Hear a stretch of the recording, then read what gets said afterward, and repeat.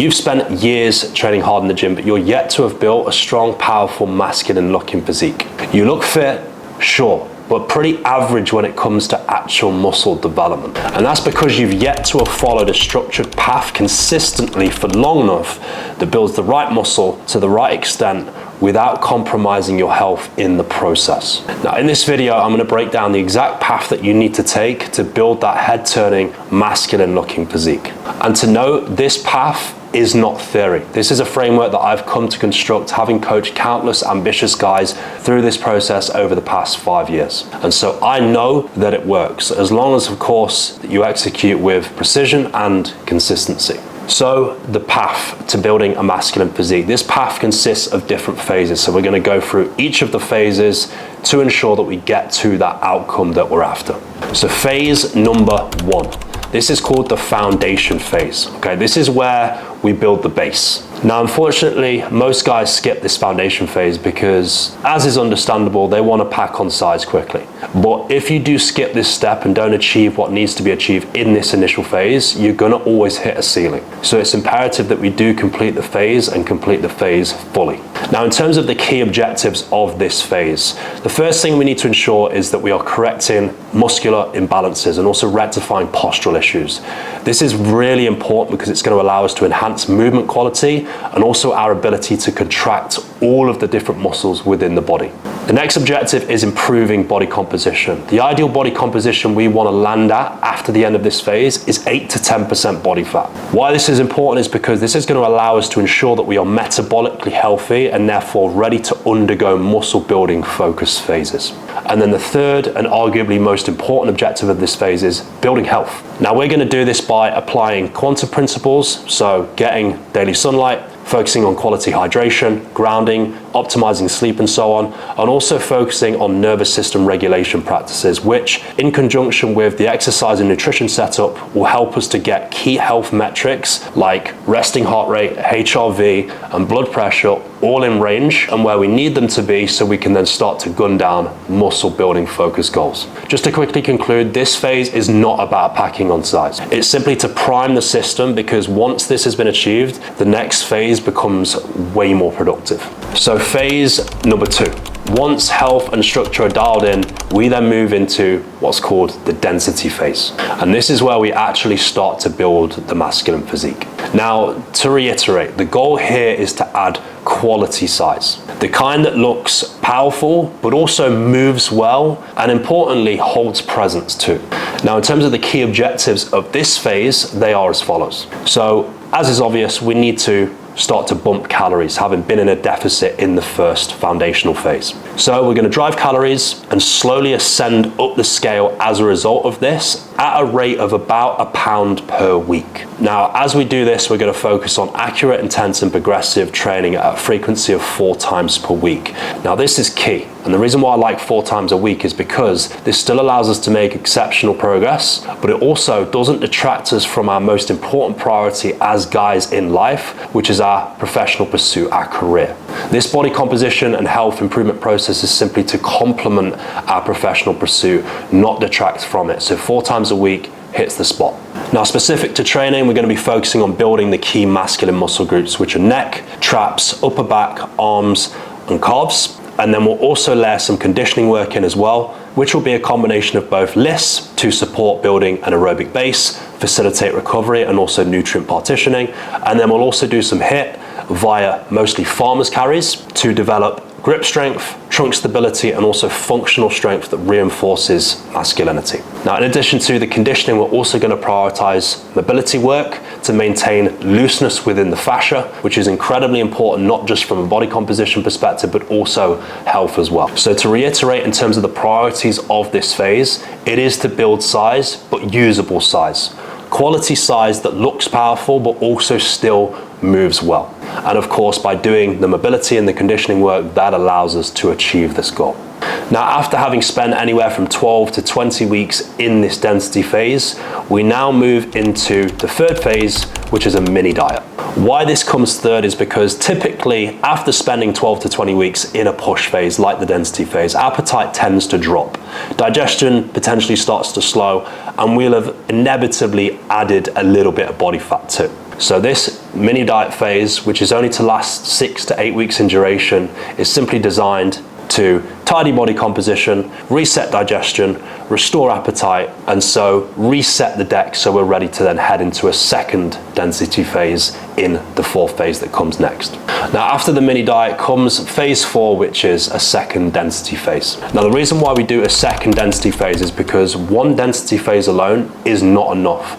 12 to 20 weeks in a surplus is not enough to have evidently stacked new muscle tissue onto the frame. Now, this second density phase can actually be more effective than the first one. And the reason why is because in this second density phase, we actually have more knowledge as to what's worked and what hasn't now. Assuming we've been tracking progress efficiently throughout the process by, for example, taking photos on a weekly basis, we can see throughout that first density phase what has worked from a muscle development perspective and what hasn't. So we can therefore, in this second density phase, pull out the exercises that we know haven't worked and change them for more appropriate exercises, and keep in the exercises that we know objectively have helped us to build new muscle. So see this second density phase as refinement upon what we already did in that initial density phase. Now, after this fourth phase, we roll into the fifth phase, which is called a set point phase. Obviously, in that second density phase, which was phase 4, we've again ascended up the scale a pound per week over a 12 to 20 week period. So as a result, we are anywhere from 12 to 20 pounds heavier on the scale, give or take. Now, after you've spent a period of time driving body weight up like this, before you then start to formally diet down, which means a diet that lasts anywhere from sort of 12 to 24 weeks in duration, lots longer than a mini diet, it's always wise to hold the body weight that you've just ascended up to. And the reason why is because this encourages the new muscle that you've accumulated to stick. And this is something I learned from Dante Trudel, who's a bit of an expert in this muscle building game. So shout out to you, Dante, because I know you watch my stuff. He probably doesn't watch my stuff. Anyway, as I said, in this phase, we're going to be maintaining the body weight that we've ascended to encourage it to stick before we then head into a formal diet, which is going to come next. So now, having rolled through the muscle building phases during this process, it's time to reveal the size and new muscle that we've built. And this is where phase 6 comes into play, which is the formal diet. So again, just like in phase 1, we head into a deficit, we bump expenditure gradually, we reduce calories, and we start to descend down the scale. And as we do this, we adjust training volume and potentially start to implement strategic high carbohydrate refeed days to both facilitate retaining muscle as we do descend down the scale. What I want to reiterate in terms of importance in this phase, and that's we are here to get leaner, not just lighter. So what I just mentioned briefly about training volume manipulations and strategic high carbohydrate days, they are absolutely crucial in this phase because they are what help to ensure that we get leaner as opposed to lighter. We need to retain as much of the muscle that we've just bust our balls to build in those two density phases. So if you keep on top of your performance on a weekly basis within the gym in terms of strength, and therefore adjust training volume and feed the body when is necessary, that is going to really help you to achieve that objective. And as a result, this phase is going to go swimmingly.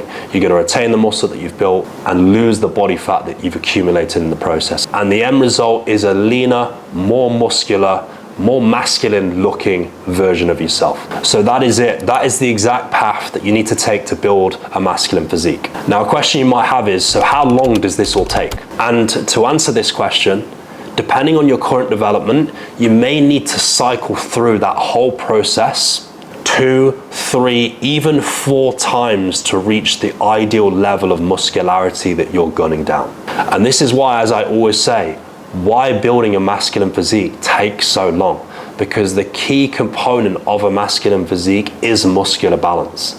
And to build a balanced physique, you need to develop all of the muscles within them. And unfortunately, that is no quick process. And this is exactly why most men fail to build the masculine physique, because they don't have the patience and/or they don't have the plan. But having just outlined the path that you need to take, you have the plan in place, and hopefully, because you now buy into the process, you're going to have the patience too.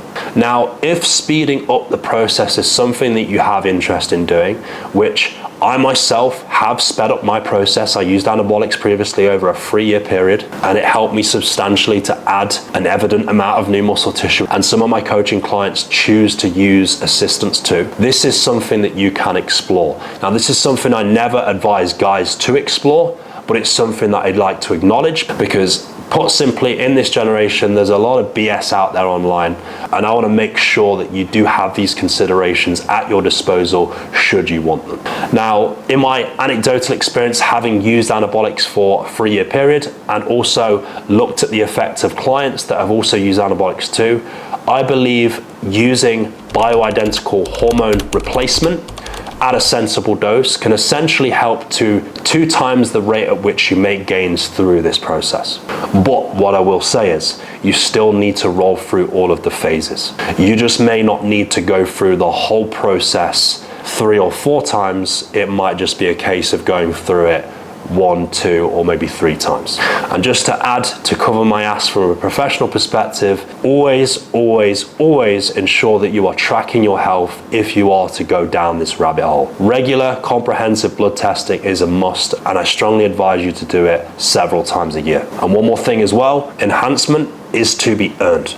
And what I mean by this is, you've been consistent with this process for many years, and importantly, you have the health to justify implementation. If those 2 things aren't in place, you have no right considering this rabbit hole in terms of heading down it. So there we are. Hopefully this helps. This is the exact pathway that you need to take if you are to build a masculine physique. Now, if you are serious about following this path to building a masculine physique, you can go to my description and download my free 30-day masculine physique guide. This is going to elaborate in more detail than I have here in terms of exactly how to navigate the process. It's going to tell you how many calories you need to eat, what foods to eat and what foods not to eat, and also some training split advisories in terms of how you can optimize your weight training and also improve some postural issues should you be experiencing them. And in addition to that, it's also going to give some health optimization advice as well. So there we have it. I really hope this video was helpful. If it was, don't forget to smash subscribe, because over the coming weeks, I'll be pumping out more videos in terms of exactly how to build this masculine physique in detail with no BS, so you can do exactly that. I'll see you in the next video.